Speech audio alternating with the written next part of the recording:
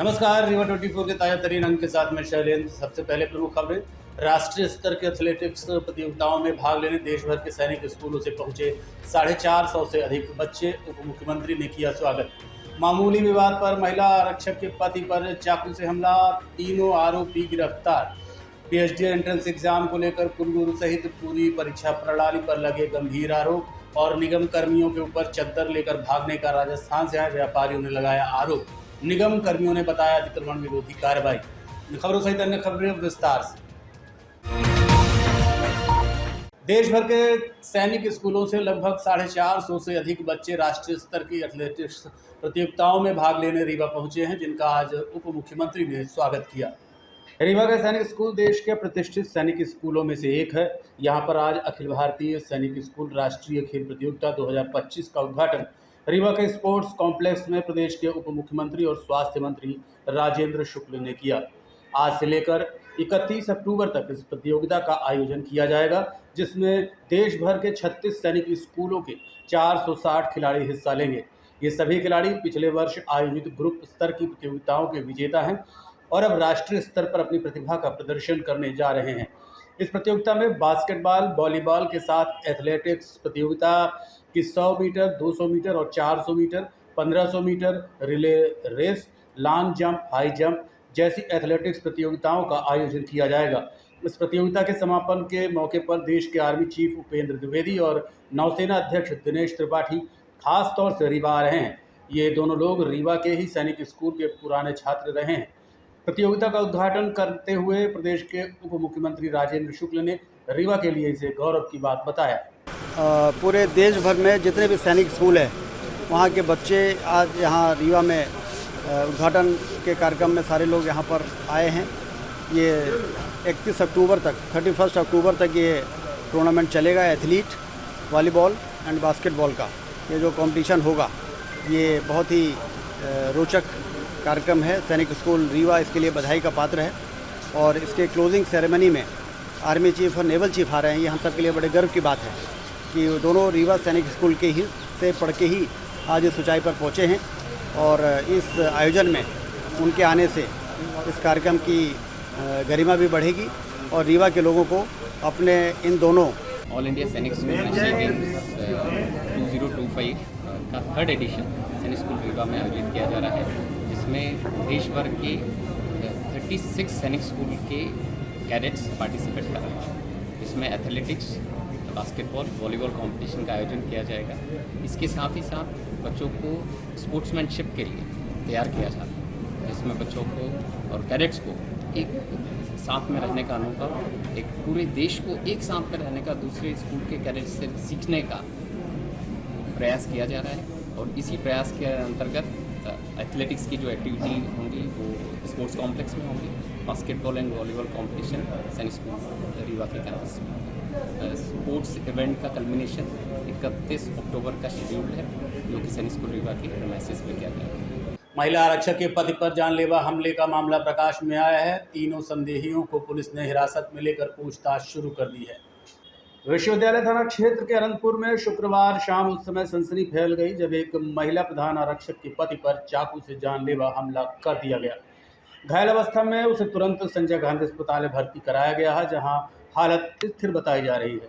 जानकारी के मुताबिक घायल अजय, जो ऑनलाइन डिलीवरी की दुकान संचालित करते हैं और साथ ही ऑटो किराए से चलवाते हैं, उनके ऑटो और कार के बीच मामूली टक्कर हो गई। इसी विवाद को लेकर 3 युवक उनके घर पहुंचे और बहस के दौरान चाकू से हमला कर दिया। हमले में अजय कुमार के पेट और हाथ में गंभीर चोटें आई हैं। बताया जा रहा है कि घायल की पत्नी सीमा वर्मा पुलिस प्रशिक्षण स्कूल रीवा में प्रधान आरक्षक के पद पर पदस्थ हैं। घटना की सूचना मिलते ही विश्वविद्यालय थाना पुलिस मौके पर पहुंची और जांच शुरू कर दी है। पुलिस ने त्वरित कार्रवाई करते हुए 3 संदेहियों को हिरासत में लिया है। फिलहाल उनसे पूछताछ की जा रही है। विवाद कुछ नहीं है। मेरा क्या है कि मैं ऑटो चलवाता हूँ, 2-3 ऑटो है मेरे पास, तो ऑटो चलवाता हूँ। तो ड्राइवर जो है तो मेरे पास आया कि भैया ऑटो कहीं किसी बाइक में छू गया है, तो मेरे पीछे पीछे आए हैं पैसा लेने। तो हम कहें चलो देखता हूँ। तो मैं गेट से बाहर आया अपने घर के, वो लोग खड़े थे बाइक में, 3 लोग थे, 18-19 साल से उम्र थी तीनों की। तो मैंने उनसे बोला कि भाई कहाँ तुम्हारी गाड़ी में नुकसान हो गया है, तुम लोग को क्या चोट लगी है? तो बोला कि भैया वो हेड में मेरे टूट गया है। तो मैं देखा हेड सामने से आके, तो हेड उनका टूटा नहीं था, हल्का सा स्क्रैच टाइप का था। तो हम कहे इसके लिए यार तुम उसको परेशान कर रहे हो 1.5-2 घंटे से, बताओ उसको कमाने का टाइम है और तुम लोग परेशान कर रहे हो 1.5-2 घंटे। इतनी सी बात है, हम कहे इसका कितना पैसा लोगे स्क्रैच का, इतनी सी बात थी। और इतना मैं कह के अपने घर साइड फिर चल जाने लगा। तो एक लड़का पीछे बैठा था, वो उतर के आया गाली देते हुए, तो मुझे लगा हाथापाई करने आ रहा है। मैं जैसे ही मुड़ा तो उसके हाथ में चाकू था, जैसे मारा तो मैंने पकड़ा। ये घटना हमारे घर के पास ही हुई है, घर के बिल्कुल गेट के पास ही हुई है, घर में हुई है। और इन लोगों को मैं नहीं जानती हूँ, ना तो मेरे हस्बैंड जानते हैं। हाँ, घर के अंदर 3 लोग थे। ये हस्बैंड का हमारे बिजनेस है, ये ऑटो चलवाते हैं। तो जो लड़का ऑटो चला रहा था, तो इन लोगों से ड्राइवर से क्या विवाद हुआ हस्बैंड को भी नहीं पता है। वो लोग ड्राइवर से पैसे मांग रहे थे और ड्राइवर उनको बुलाकर घर ले गया। ये लगभग 5 से 6 के बीच में हुई है। क्या सर? चोट उनके पेट के पास, पेट में लगी है और हाथ में लगी है। हाँ, जान से मारने लायक ही मारे हैं सर, गंभीर चोट है। सूचना प्राप्त हुई थी कि अजय कौंत करके हैं, उनको ऑटो संचालन का काम करते हैं। सिरमौर चौराहे फ्लाईओवर पोस्ट ऑफिस के पास कुछ 3 लड़के आए, एक पल्सर मोटरसाइकिल में। उनके द्वारा कहा गया कि आपने हमारी गाड़ी का एक्सीडेंट किया है, हमको पैसे दो। उन्होंने कहा कि हमने एक्सीडेंट नहीं किया और हमारे पास पैसे भी नहीं हैं। फाइनली उनका विवाद होता है और वो पैसे लेने के लिए उनके घर तक पहुंच जाते हैं। घर जब पहुंचते हैं तो उसने पैसे देने से मना किया। उनके द्वारा कहा गया कि हम पैसे क्यों दें। इसी बात पर विवाद हुआ और उनमें से एक आरोपी ने, जो कि तीनों अज्ञात आरोपी थे, एक आरोपी ने उनके पेट के निचले हिस्से में चाकू से वार किया, जिससे उनके पेट में चोटें आई और चाकू पकड़ने के कारण हाथ में भी चोट आई है। इस घटनाक्रम में तुरंत ही वरिष्ठ अधिकारियों के मार्गदर्शन में पुलिस टीम गठित कर संदेहियों की तलाश शुरू की गई। उनको घायल को इलाज के लिए SGMH रवाना किया गया। तीनों ही संदेहियों को पुलिस अपने कब्जे में लेकर के अग्रिम विवेचना की जा रही है। अवधेश प्रताप सिंह विश्वविद्यालय में PhD एंट्रेंस एग्जाम को लेकर भारी अनियमितताओं का आरोप लगाया गया था, जिसे लेकर आज एक बार फिर पत्रकार वार्ता का आयोजन किया गया। बीते दिनों अवधेश प्रताप सिंह विश्वविद्यालय में PhD एंट्रेंस एग्जाम हुए थे, जिसमें अब कुलगुरु सहित पूरी परीक्षा प्रणाली पर सवाल खड़े हो गए हैं। आपको बता दें कि परीक्षा के बाद से ही लगातार विरोध के स्वर फूट रहे हैं। इससे पहले भी छात्रों ने इसका विरोध किया था। आरोप तो यहाँ तक है कि कुलगुरु भी उस पूरे फर्जीवाड़े में शामिल हैं। क्या कहना है छात्रों का, जानने के लिए चलते हैं पत्रकार वार्ता में। अवधेश प्रताप सिंह विश्वविद्यालय रीवा द्वारा मई 2025 में PhD प्रवेश परीक्षा में विज्ञापन निकाला गया था और आवेदन कराने के लिए सूचना जारी की गई थी। जिस पूरे प्रकरण में, PhD प्रवेश परीक्षा के प्रकरण में, पूरे अभियान में इतनी बड़ी धांधली हुई, इतने व्यापक पैमाने में गड़बड़ी हुई है कि आपके सामने इस चीज़ को उजागर करने जा रहा हूँ।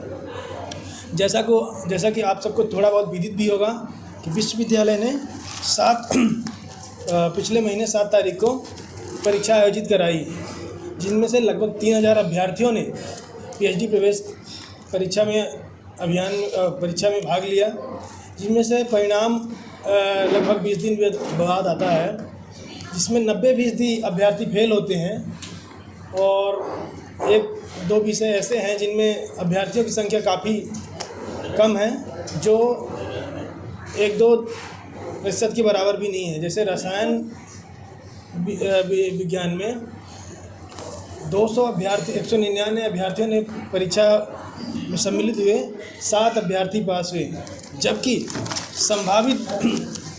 विश्वविद्यालय ने संभावित पदों की सूची जारी की है, जिसमें से केमिस्ट्री में 106 उनको कैंडिडेट चाहिए। 7 अभ्यर्थी पास हुए हैं, 106 संभावित सीटें हैं। एक सीट का 3 गुना इंटरव्यू होगा, तो 7 तरीके की उनके पास, कहने का मतलब 7 हैं, तो मतलब दो लोगों को सेलेक्ट करेंगे और 106 इनको अभ्यर्थी चाहिए। तो ऐसी व्यवस्था है। आप बताते हैं आपको। तीन ऐसे विषय हैं, विश्वविद्यालय में 3 ऐसे विषय थे जिनमें शून्य संख्या थी संभावित सीटों की कि इनमें पीएचडी प्रवेश परीक्षा के लिए शून्य है। 2 विषयों में परीक्षा नहीं कराई गई, फिलोसॉफी में और लाइब्रेरी साइंस में। एक विषय में कराई गई जो है शारीरिक शिक्षा विभाग का फिजिकल एजुकेशन, उसमें शून्य है फिर भी कराई गई, संख्या ही नहीं है कि सीट ही नहीं है, कराई गई परीक्षा, जिसमें से रिजल्ट आता है शून्य। 33 अभ्यर्थी लगभग बैठते हैं परीक्षा में, शून्य आता है। केवल उसी विषय में पुनर्मूल्यांकन की व्यवस्था कराई जाती है, जबकि और विषयों में अभ्यर्थी असंतुष्ट हैं। लॉ के, केमिस्ट्री के, पॉलिटिकल के, हिंदी के और समाजशास्त्र के, उनमें किसी में पुनर्मूल्यांकन की व्यवस्था नहीं कराई गई। केवल एक विषय में रिवाइज की प्रक्रिया की गई, जिसके डायरेक्टर डॉक्टर रामभूषण मिश्रा। सबसे बड़ी बात ये है कि देखा गया कि जो पहले अभ्यर्थी पास हुए, कितने पास हुए, ये बहुत बड़ा मुद्दा नहीं है, क्योंकि सबसे बड़ी बात यह है कि जितने लोग पहले पास हुए, पुनर्मूल्यांकन हुआ, दोबारा कापियाँ चेक की गई, सीधे नंबर 23 से 51 या फिर इतना शॉर्टेज नंबर में कैसे पहुंच गया।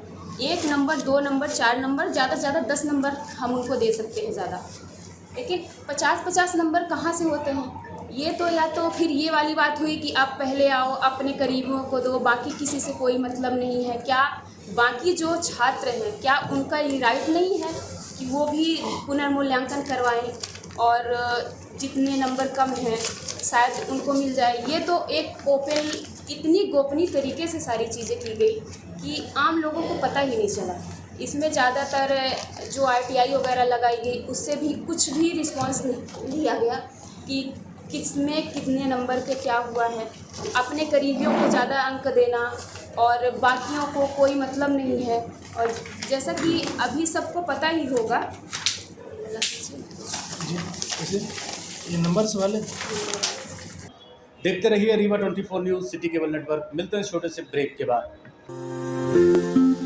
दीपावली के शुभ अवसर पर रीवा ज्वेलर्स पेश करते हैं ज्वेलरी धमाका, निश्चित उपहार। जी हां, रीवा ज्वेलर्स की सबसे पुरानी दुकान पर विशेष ऑफर्स उपलब्ध हैं। प्रीमियम ज्वेलरी पर मात्र 7% चार्ज। अरे भाई, चांदी की मूर्ति और बर्तन भी उपलब्ध हैं। अधिक जानकारी के लिए संपर्क करें 7898261339 और 6265511369 पर। जी हां, दीपावली के शुभ अवसर पर अब रीवा ज्वेलर्स पेश कर रहे हैं हॉलमार्क ज्वेलरी की 100% वापसी। तो आज ही पधारें Rewa Jewellers, Fort Road, Sindhi चौराहा।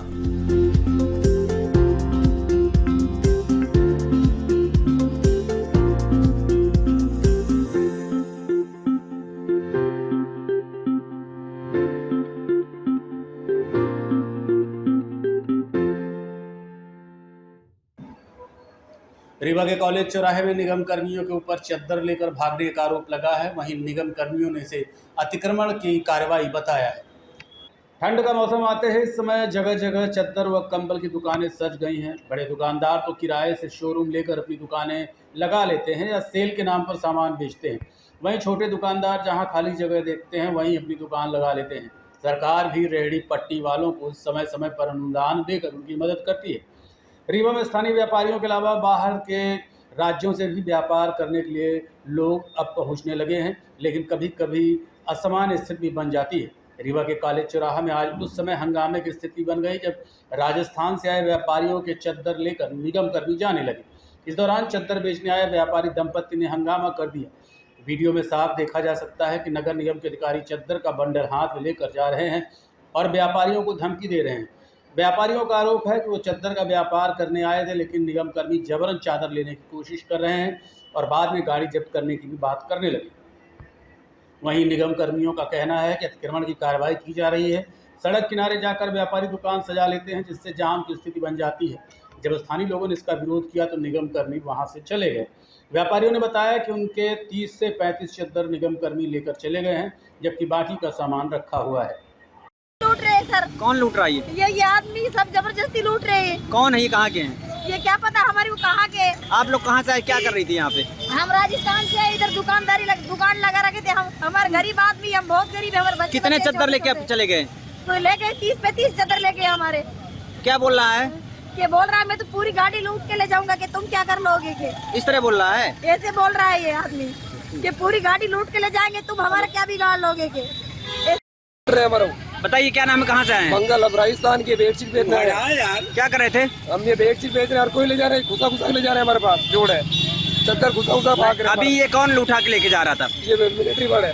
मिलिट्री वाले? कौन है ये क्या नाम है? नगर निगम वाले। हाँ, नगर निगम वाले लेके जा रहे थे। लेके जा रहे हैं। काहे लूट रहे थे, क्या बोल रहे थे वो? फ्री में ले रहे थे।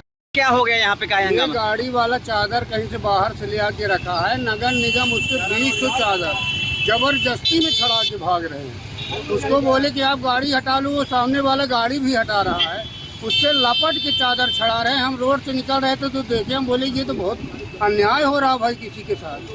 वो महिला भी रो रो के चीख चीख के चिल्ला रही थी कि हमसे चादर चढ़ा के भाग। आप लोग भी समझा रहे थे, ये बात कर रहे थे नगर निगम वालों से, क्या बोले ये बोले कि वो हमारा वो लगा है, हमारे उस जोन में लगाए हैं तो नगर निगम के तहत हम उठा के ले जाएंगे। क्या नाम है इनका, ये जो आपसे बात कर रहे थे?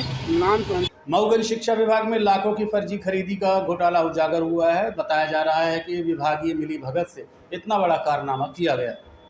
मऊगंज जिले के नई गढ़ी और हनुमाना जनपद शिक्षा केंद्र में शिक्षा का बड़ा घोटाला उजागर हुआ है। करीब 35 लाख से अधिक की सरकारी राशि विद्यालयों में आरओ लगवाने के नाम पर सिर्फ कागजों पर खर्च कर दी गई। जिले के 600 से अधिक विद्यालयों में आज तक बिजली कनेक्शन नहीं है, फिर भी विभाग के अधिकारियों ने उन्हीं स्कूलों में 15,941 रुपये की कीमत के आरओ लगाए जाने का दावा कर दिया। हकीकत तो यह है कि ज़्यादातर विद्यालयों में आरओ लगे ही नहीं हैं और जहां कागजों पर लगाए दिखाए गए हैं वहां बिजली ही नहीं है। सवाल ये है कि अब बिजली नहीं तो आरओ चलेगा कैसे, और जब आरओ लगे ही नहीं तो बिल पास किसकी अनुमति से हुए। सूत्रों के मुताबिक बीआरसी ने सप्लायरों के साथ फर्जी बिल और वाउचर तैयार कराए। 3500 कीमत वाले आरओ को 15,941 में दिखाकर 71 आरओ का भुगतान करा दिया। ठीक है, उसके संबंध में हमारे पास अभी तक कोई जानकारी नहीं है। अभी पूर्व बीआरसी द्वारा हमें कोई प्रभार दिया नहीं गया है। जब से हम आए हैं तो जो नए काम आ रहे हैं वो मैं कर रहा हूँ। जब आपको प्रभार नहीं दिया गया, और जो हमारे अंदर में कर्मचारी हैं वो काम कर रहे हैं तो उनके द्वारा आज तक नहीं बताया गया कि हमारे पास इसका प्रभार है। मतलब इसके संबंध में आपको कोई जानकारी? पूर्व बीआरसी प्रमोद कुमार पांडे थे। लेकिन ये जो आरओ की खरीदी हुई है, ये इससे पहले देवेंद्र मिश्रा के समय काल में हुई है। अब इसके संबंध में हमारे से बताइए कि आरओ लगा हुआ है आपके यहाँ? आरओ नहीं लगा है। 2015 से आज तक कभी नहीं लगा? नहीं लगा। लेकिन मेरे जानकारी के मुताबिक यहाँ लगा हुआ है। ये लिस्ट जो मैंने देखी है उसमें आपकी जो बघेला स्कूल है इसमें आरओ लगा हुआ है। हमारी जानकारी में तो नहीं है सर। नहीं लगा हुआ है? नहीं लगा। इसके संबंध में आपको कोई जानकारी? कोई जानकारी नहीं। आप लोगों के यहाँ पानी मिलता है? सर नहीं। तो पानी आप लोग कहाँ पीते हैं? घर से ले आते हैं। आरओ नहीं लगा है? नहीं। तो घर से पानी लेकर आते हैं? हाँ। ये हैंडपंप जो लगे हुए हैं सब बेकार हैं, गंदा पानी निकलता है। तो आपने अपने शिक्षक से कहा? नहीं। तो ये शौचालय के लिए आप लोग कहाँ जाते हैं? क्या नाम है? अनिल कुमार साकेत जी। कौन सा विद्यालय है? हरिजन बस्ती विद्यालय है देवरा। क्या समस्याएं हैं? समस्याएं सर, इसमें समस्या ये है न लेटरिन में पानी है, न तो हैंडपंप है। एक भी हैंडपंप है भी है, थोड़ा गंदा पानी इसमें निकलता है। न तो कहीं पानी मिलता, ना बच्चों को कहीं खाना मिलता बराबर टाइम। आरओ मशीन लगी है क्या? आरओ मशीन कहीं भी नहीं मिला है, लगा हुआ है इसमें, कहीं भी नहीं लगा हुआ है। कौन कहता है आरओ मशीन लगा? यहाँ पर लगा ही नहीं है। बच्चों लोग बाहर घर से पानी लाते हैं, मैदान जाना भी तो बाहर से आते जाते हैं लेकर। कौन बोलता है मशीन लगा हुआ है? मशीन का तो पैसा निकाला गया है। निकाला लगा, लेकिन लगाने वाला तो कोई यहाँ नहीं है। कभी भी नहीं लगी। कभी भी नहीं लगती। बच्चों बराबर टाइम से थाली खाने के लिए अपना घर से लाते हैं। अब तो थोड़ा बहुत थाली भी बच्चों को मिल जाती है, पहले खाना भी नहीं मिलता था। बच्चों अपना घर थाली लाते थे तो उसमें खाना खाते थे। देखते रहिए Rewa 24 news city cable network. मिलते हैं छोटे से ब्रेक के बाद। विंध्य क्षेत्र का शिक्षा पथ प्रदर्शक Pentium Point Group of Institutions Rewa, जो पिछले 25 वर्षों से ज्ञान, गुणवत्ता और विश्वास का प्रतीक बना हुआ है। इस प्रतिष्ठान के अंतर्गत संचालित है Pentium point college of pharmacy, मान्यता प्राप्त फार्मेसी काउंसिल ऑफ इंडिया से, जहां संचालित हो रहे हैं बी फार्मा 4 वर्षीय और डी फार्मा 2 वर्षीय जैसे professional course. Pentium point college of law, मान्यता प्राप्त bar council of India new Delhi से, जहाँ उपलब्ध है देश के भविष्य निर्माता विद्यार्थियों के लिए B.Com B.Com LLB, BBA LLB, BA LLB 5 वर्षीय, LLB 3 वर्षीय और LLM 2 वर्षीय जैसे रोजगार परक पाठ्यक्रम। Pentium point college of management approved by AICTE, जहां संचालित हैं हाईली डिमांडेड MBA 2 वर्षीय कोर्स। साथ ही Pentium Point technical college Rewa का एकमात्र संस्थान जहां AICTE से मान्यता प्राप्त BBA और BCA जैसी तकनीकी पाठ्यक्रम संचालित है। रेगुलर कोर्सेज में B.Com, BSc, BA तथा स्नातकोत्तर स्तर पर MA history, economics, sociology, MSc chemistry, biotechnology, computer science और PGDCA डिप्लोमा भी उपलब्ध है। यहाँ शिक्षण कार्य नेट, सेट व PhD धारक प्राध्यापकों द्वारा कराया जाता है। साथ ही उच्च गुणवत्ता की प्रयोगशालाएं, pharmacy lab, biotechnology lab, computer lab, moot court और विशाल पुस्तकालय संस्थान की विशेषताएं हैं। बौद्धिक और सांस्कृतिक गतिविधियों के लिए एक अत्याधुनिक ऑडिटोरियम, खेल गतिविधियों हेतु इंडोर और आउटडोर स्टेडियम, जहां शिक्षा के साथ संपूर्ण व्यक्तित्व का विकास सुनिश्चित है। So please visit Pentium Point where vision meets excellence. Admission open, so visit today Pentium Point Group of Institutions Rewa. जी हाँ, विंध्य क्षेत्र का शिक्षा पथ प्रदर्शक Pentium Point Group of Institutions Rewa, जो पिछले 25 वर्षों से ज्ञान, गुणवत्ता और विश्वास का प्रतीक बना हुआ है। Yes, one and only Pentium Point Group of Institutions Rewa. बालू व्यापारियों द्वारा बालू कम होने के बाद मारपीट और 2.5 लाख रुपए की लूट का मामला प्रकाश में आया है। चौराटा थाना अंतर्गत नौबस्ता के रहने वाले राजेश त्रिपाठी ने बताया कि उन्होंने एक डंपर बालू मंगवाया था, लेकिन 800 की जगह 600 फीट ही बालू था। जब पैसे देने की बारी आई तो हमने कहा कि जितना बालू है उतना ही पैसा देंगे। उसके बाद आरोपी उस समय तो वहां से चले गए और बाद में ब्लैक कार में 5 की संख्या में आए आरोपियों ने पीछे से लाठी डंडे और तलवार से हमला कर दिया और मुझे और मेरे दोस्त को गंभीर रूप से घायल कर दिया। साथ ही पास में रखे 2.5 लाख रुपए लूटकर फरार हो गए, जिसकी शिकायत नौबस्ता चौकी में दर्ज कर दी गई है। राजेश ने बताया कि शुभम और धीरू को पहचानते हैं, इसके अलावा उनके अन्य साथी भी साथ में थे। मेरा नाम राजेश त्रिपाठी है, मैं ग्राम भुलगढ़ के रहने वाला हूँ। हम बालू मंगवाए थे, बालू के अंदर प्लेट लगाए थे वो लोग। प्लेट लगाने की बात क्या था कि हम 800 फीट की हमारी उनकी बात हुई थी, उस पर 600 फीट माल था। और इसके बाद जो है तो हमने बोला कि भैया जो जितना आपका माल है उतना हम आपको पैसा देंगे। इसके बाद हम से उनकी बात विवाद हुई, वो लोग चले गए। ब्लैक काली थार पे आए वो लोग, 5 लोग थे।